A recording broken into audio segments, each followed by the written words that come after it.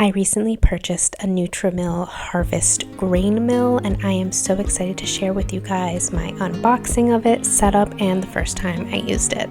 So the Nutrimill Harvest is an at-home grain mill, and if you bake a lot of baked goods like I do and use a lot of flour, then sometimes investing in your own home grain mill is a little bit worth it. There are a lot of health benefits to milling your own grain at home. That's one of the reasons why I wanted to start doing this, but let me walk you through the unboxing process of this particular grain mill. So I purchased this with my own money from Nutrimill. Nutrimill is one of the top brands of home grain mills, and I got their Harvest Mill. The reason I got their Harvest Mill is because I want this appliance to be able to stay out on the counter because I'm going to be using it quite frequently. The mill itself is made out of bamboo and the accent color is white. I wanted to keep it neutral so it matches whatever kitchen I have in the future.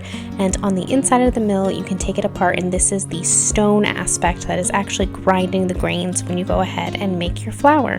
When you first get your Nutrimill, you're going to want to break it in, and you do that with rice. So I am going to be first grinding some white rice with the mill, and I'm doing 2 cups of that.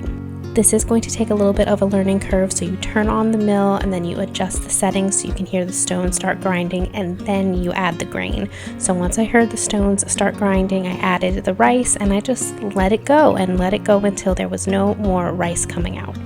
So the first thing I decided to bake with my home grain mill was just typical peach muffins with some einkorn flour.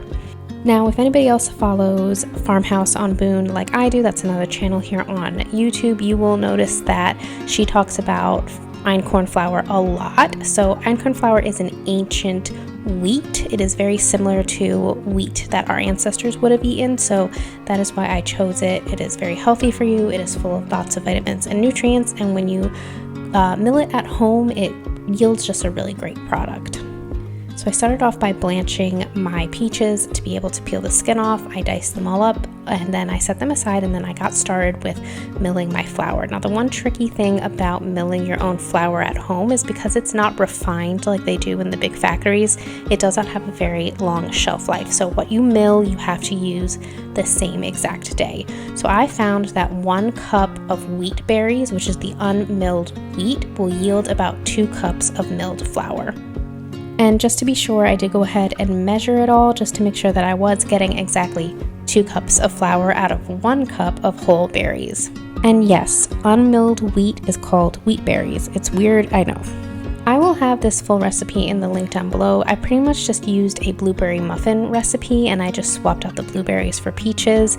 If you have your own favorite chocolate chip muffin, blueberry muffin recipe, just use that, and then you can add whatever fruit that you desire. Since it is peach season, it is the height of summer, I decided to go with some peaches that I purchased locally, and of course I did add some sourdough starter to give it that extra health benefit.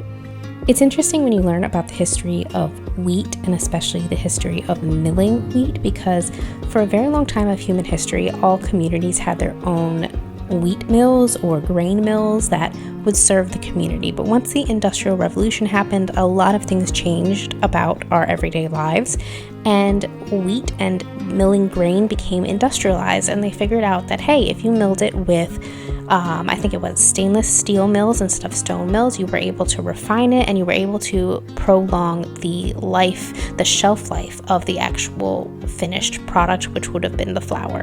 Anywho, I could ramble on about this, and maybe I'll do that in a future video, but thank you guys so much for following me along. Gabriel loved these muffins. Feel free to like and subscribe.